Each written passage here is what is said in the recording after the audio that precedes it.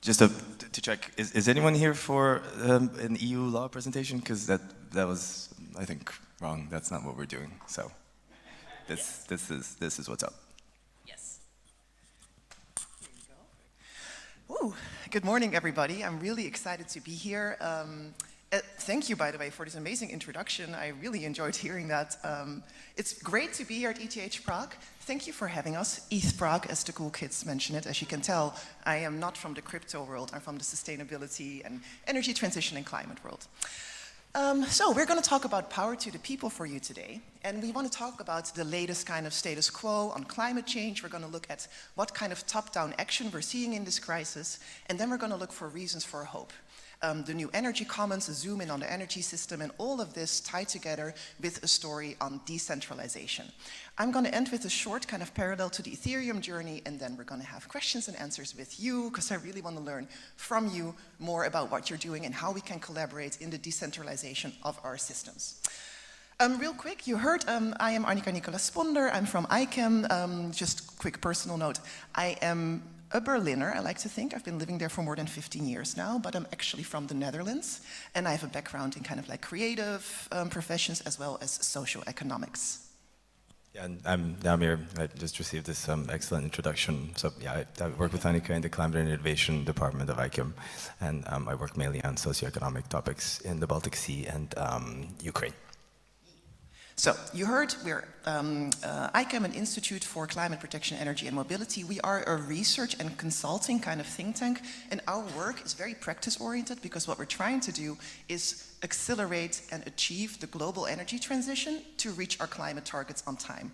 So we have so many topics that we want to cover with this research, but we are on the clock. The climate crisis is accelerating, and we should as well with our climate action and energy transition. So it's a big challenge, and we're tackling it with our amazing different expert departments. We have an energy law department that looks into the regulation and policy of the energy transition and climate action, a mobility department that looks at, yes, tech solutions like electric vehicles, like driverless cars, but also the simple non-tech solutions that we need for a green, fair system, which is pedestrian areas, bicycle infrastructure, public transit, and more. For those of us who love doing deep dives and PhDs, we have a research academy that does that kind of like in-depth research. And then there's the Climate and Innovation Department. That is us over there that Dàmir and I are heading together. It is a multidisciplinary team, and we're focusing on kind of like the socio-economic and engagement potential in the energy transition and in climate action. So how do we get people to participate more in the energy transition? What barriers are there to participating? How do we engage them effectively? How do we make sure that our communication and our research actually, engages people? Because, spoiler alert, us climate scientists, we tend to publish long PDFs going, yes, we've solved the problem now, but not very many people read those long PDFs, including myself. We need to think better about how we communicate our solutions to the world. I also want to mention that we are home to IKEM's in-house acceptance expert, Tony the dog, who has over 12 years of stakeholder engagement experience and is also an expert in sausages. He wanted to be here today, but he had another speaker engagement, unfortunately. I mentioned science communication. I wanted to quickly share this new format that we rolled out just this Tuesday, our debut of the Climate Cabaret. So many conferences, workshops, and events in the energy transition in Germany, a very serious topic, but sometimes we need to unpack it with more pizzazz, with more sequence, with more fun. And what we did is we basically did an event that has, of course, yes, panel discussions and deep dives and presentations, but the whole thing is moderated by Germany's energy transition extraordinaire drag queen Viagra Falls, who performed live songs about the climate crisis, moderated the panel in a really fun and engaging way. And this is the kickoff of our Climate Cabaret. We hope to take this show on the road, so stay in touch with us if you're interested in doing a similar format. So anyway, that was the fun part. Now let's look at climate change. That brings us here to this topic. I am really excited to unpack this dark kind of theme with you because this conference and your community, you take decentralization seriously. And that's kind of what I want to talk about with you today, how decentralization is something that really kind of combines the fight for a livable planet, the kind of like more fair democratization of energy and of finance that we kind of like should join forces on. So yes, very excited that these things are connected and to unpack this with you. Let's start with the status quo of climate change. Let's remember, this is ages ago, 2015, the Paris Agreement was signed, and that was kind of like the benchmark of all things climate, right? Our climate goals that we always talk about come from way back then. Virtually all countries around the world agreed that, oh man, climate change is going to be problematic. We should really do something to curb it. Let's aim to maximize that increase in temperature to 1.5 to 2 degrees. And let's all implement carbon emission reductions to achieve that. That range, 1.5 to 2 degrees, it was considered at the time to be the safe operating space for humanity and for ecosystems. Now, 10 years later, we can tell that that was kind of optimistic. Already now, you know, like ecosystems are collapsing, wildfires, droughts, extreme weather events are multiplying. So that assumption from 10 years ago, it should be okay, was already optimistic. But here we are. Let's just look at where we would have been without the Paris Agreement. We were heading to an increase in temperatures towards 2100 of about 4.5 degrees. That is a lot. That would have been catastrophic. So kudos to the Paris Agreement that did achieve something. We are now, with the current policies we have on the table, heading towards only 3 degrees increase, which is still terrible, but it is better than where we were before. Now, if we're going to look at all of the policies, the pledges, the promises that are being made around the world to decarbonize and achieve net zero, we would be heading towards 2.2 degrees, which is already better, but still really not great. And remember, promises and pledges, I make them myself all the time. Tomorrow I'm going to go running, I'm only going to have 1 glass of wine, it's a speaker dinner yesterday, and somehow these promises don't always translate into concrete action. So it's to be taken with a big grain of salt. And this is where we actually should be, the 1.5 degree rapid decline in emissions. So we're not talking about like, oh, yeah, look, curving a little bit and then going down. It's a rapid decline, a drop that started basically yesterday. Unfortunately, our current emissions are not aligning with that trajectory at all. In fact, our emissions are set to increase and peak only in a decade or so.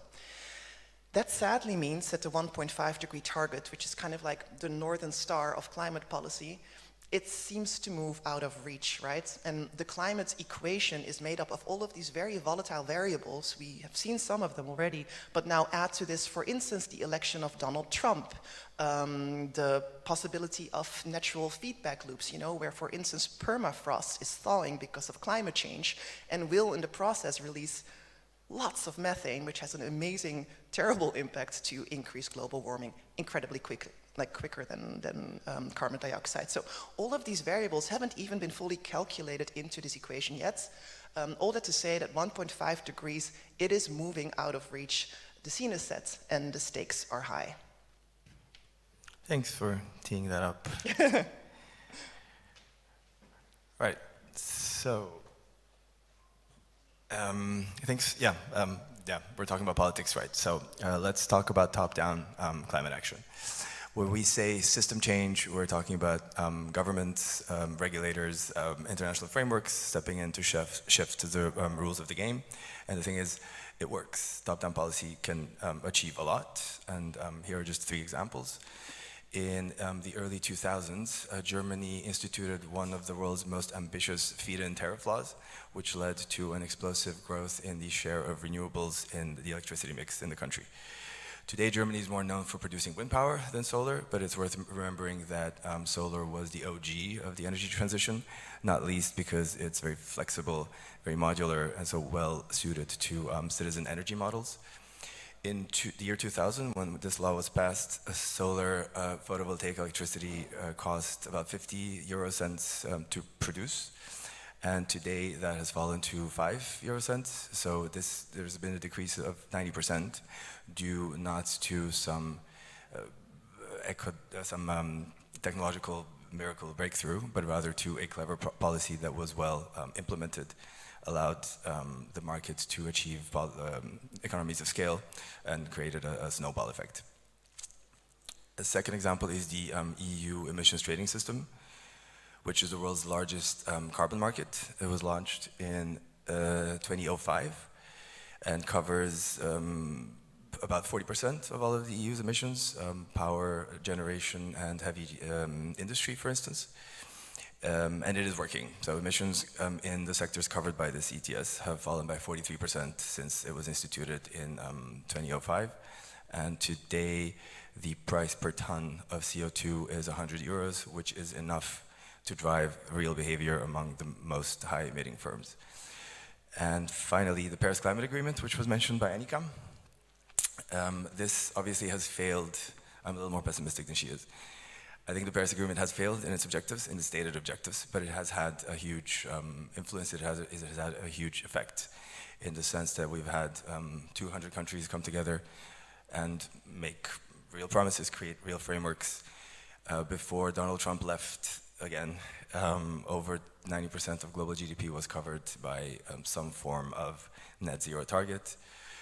This includes countries like China, the EU, over 130 other countries. So basically, top-down action can achieve big things. It has achieved great things since 1990. Can you switch to? Since 1990, advanced Western economies have been able to achieve very serious GDP growth while reducing their absolute emissions, which means that the carbon intensity per unit of GDP produced has dropped greatly. So this is largely thanks to top-down action, which has lowered cost, created economies of scale, and forced or nudged producers to become more efficient. But of course, this has not been enough. We know that the problem with carbon dioxide is that it's cumulative. Anything we put into the atmosphere, of course, stays there, right? So even if we stopped all emissions right now, there would still be lots of CO2 in the atmosphere, and that's something that we have to deal with for decades and centuries to come. So ideally, we would just stop all emissions right now, but that's not what's happening. In fact, they are still growing. As Anika mentioned, they will peak in about a decade, and we are staring down the barrel of a 3-degree increase on average at the end of this century, which is quite catastrophic, potentially. Top-down policy is also where we find the sort of biggest policy failure, which is subsidies for fossil fuel consumption. Because people often think of renewables as something that's supported by states, by subsidies, by laws, but actually subsidies for fossil fuel consumption are far in excess of anything that renewables deployment gets. In 2022, which was an exceptional year, but even so, fossil fuel subsidies hit over $1 trillion across the world in that year, which was 3 times as much as was spent on renewables deployment. And most of this is due to G20 countries, which are all signatories to the Paris Agreement. So what's the problem here? Well, I mean, politics is messy, you know that. Good policies take a long time to negotiate, they can take an even longer time to implement. They can collapse overnight with change in government. They are watered down, delayed, ignored, under pressure from lobbies, from utilities, from populists. So what does it all mean? We can't afford to wait only for governments. Top-down structures are necessary. They are good, they create frameworks, they move the big levers, but they are inefficient and they are slow. And that brings us to the other side of the story, which is perhaps a bit more optimistic. Thank you, Dàmir. So yes, policies are necessary, but sometimes they fall short. So when policies fall short, when governments kind of don't step up, when they turn populist, when they cancel climate initiatives and infringe on human rights, when our government starts to resemble an evil empire, where do we look for a constant source of action and innovation? In short, where do we find hope? Dàmir mentioned it, I am an optimist, and this might sound naive, but I believe that we find it in people. Let me explain. Of course, people can vote and they can exert influence on the policy agenda, on like top-down structures in that way. But just as important, and that's what I want to talk about today, people organize, they protest, they innovate. People imagine new systems when old systems fail. They answer the needs of their community when policy can't or won't. And this resistance, this creative resilience, it's been kind of like running as a story throughout the course of human history. Think of like the resistance in the Second World War. Think of the amazing bravery of the queer community during the 1980s, during the HIV/AIDS pandemic. All of these stories mark us as well, and they also pop up in the climate field. So in the climate equation, there are variables like governments, like, I don't know, financial markets, technology. They fluctuate. Sometimes things are going well and they're all aligned. Sometimes one of them kind of fails or goes down. Sometimes all of it at the same time. The one constant that I can always find is people, it's citizen movements, it's activists. That is always there. We're kind of seeing this role of stability in action that kind of is also associated with government being decentralized towards people. And that takes me to the story of decentralization, the very like human one that is right now taking place in the energy transition. I want to talk about citizen energy and energy communities. Across Europe, these communities, these citizen-owned energy projects, are literally taking the energy transition into their own hands. They're led by citizens or by local government or by like local small businesses. Sometimes it's like a public-private partnership among all of these things, and they generate, use, and share renewable energy for collective benefit. This movement began already in the 1970s, so it really has a strong history there. It started with like bioenergy projects in Denmark and in Germany, little wind farms shared by farmers' collectives, and from there on it started to spread across Europe.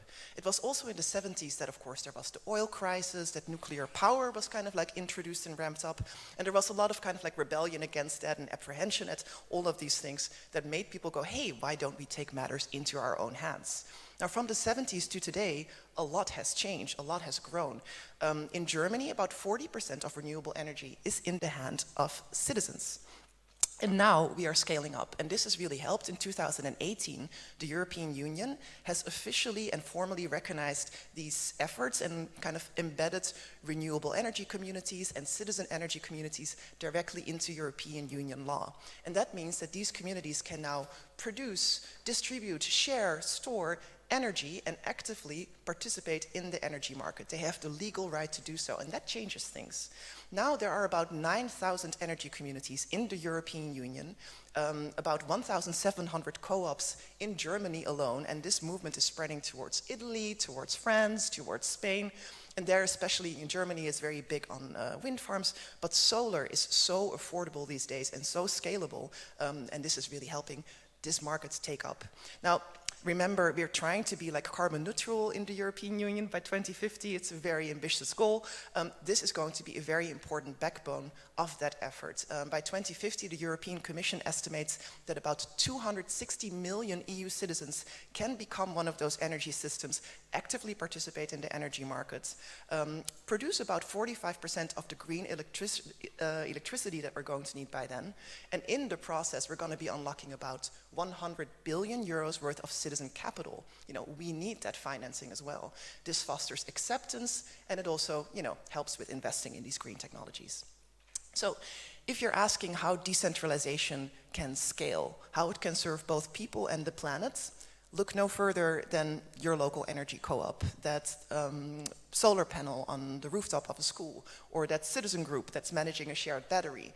You know, this kind of initiative, these efforts, they bring trust, ownership, and social opportunity to the energy system. And it's already building the world that we need right now. Thanks. You are an optimist. Right, so I mean, there's a lot of figures that we've discussed now.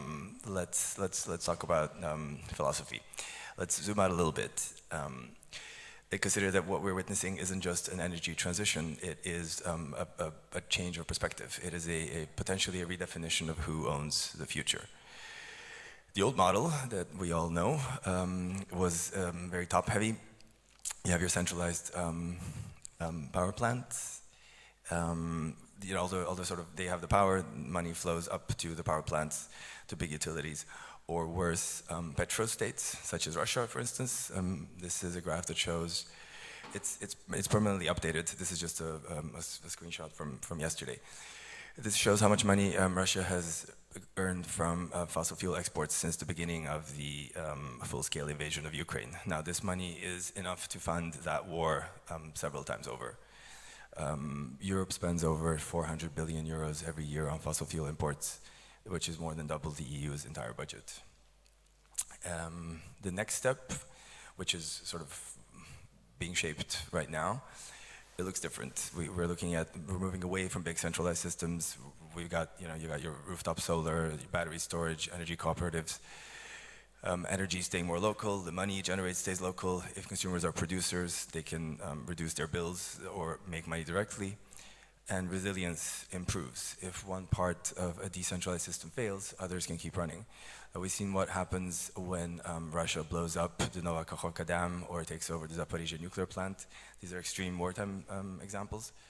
But it's not hard to imagine that one nuclear plant may be more vulnerable to interference, sabotage, or natural calamity than 1,000 wind turbines. And the next level,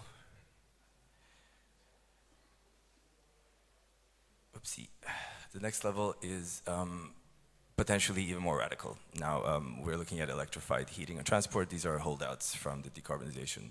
Usually, we're looking at green fuels, reduced pollution, reduced climate effects, and a governance shift from centralized monopolies to shared participatory ownership, a shift of financial resources and control towards individuals. In its best form, what we could be looking at is a participatory energy transition, which can be built on two pillars. One is the sort of the philosophy, which is energy democracy, which frames energy not just as a technical system to be optimized, but a socio-political process that can ensure or promote openness, fairness, and wide participation. And the other pillar is energy citizenship, which is more it's more procedural and rests on experiments and participatory budgeting, citizen assemblies, digital decision-making, and sort of just making energy governance more inclusive and diverse. Now, ideally, we would include everyone, including people who otherwise face structural barriers, such as individuals with low income, or even sometimes women or various minorities.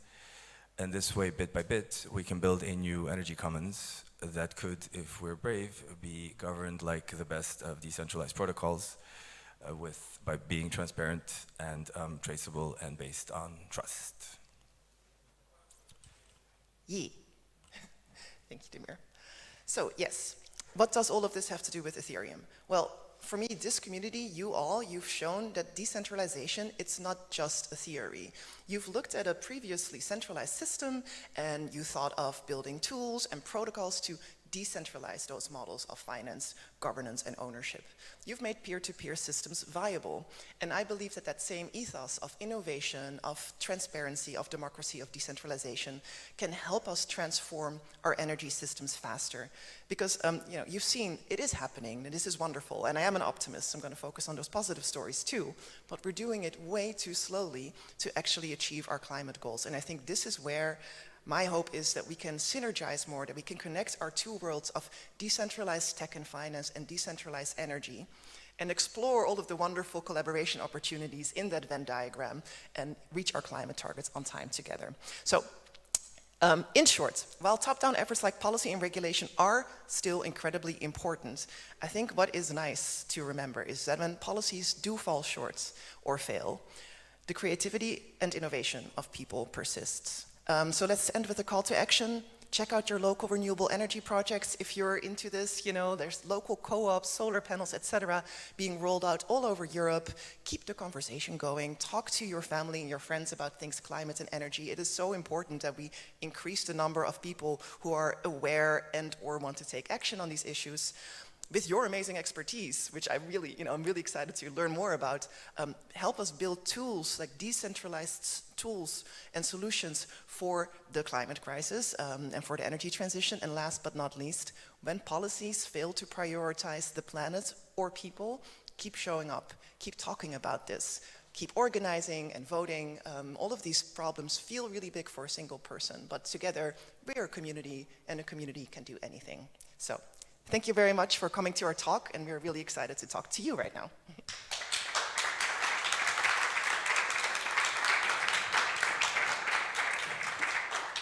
Thanks a lot, Anika and Dàmir. It was like wonderful presentation. So we don't have much time, but I can allow like one question. Please be quick if anyone. Yes, please.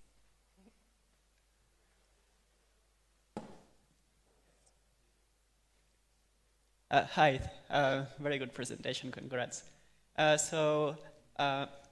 heard that the electric grid is under pressure on a centralized way that currently is not working perfectly. How can we adapt, and what challenges is facing maybe, or will be facing a decentralized grid? Yes, thank you, that's a great question. Do you want to jump in, or should I? Do you mean because of the intermittence of renewables? Yeah. I think there are many different things you can do. Green fuels are one. You can, whenever there's a surplus of energy, you can put it in batteries. You can turn it into hydrogen, into methanol. You can also, build out grids. You can use hydrogen. You can use energy converted to hydrogen to move energy over large distances. Oftentimes, oftentimes when there's wind in one place, there might not be solar or whatever. There are ways around it. Yeah. So quickly, I wanted to mention that we need new technologies there to help address this challenge as well. So smart grids, decentralized grids, microgrids, all of these things need to be put into action. We know that these technologies exist, but we're just not rolling them out quickly enough. And that's definitely something that we're struggling with a bit. In Germany, especially, where our larger kind of transmission system is definitely at times overwhelmed.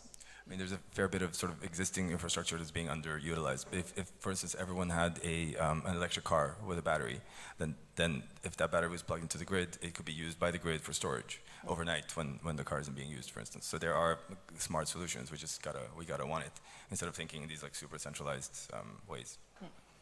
Thank you. Thank you.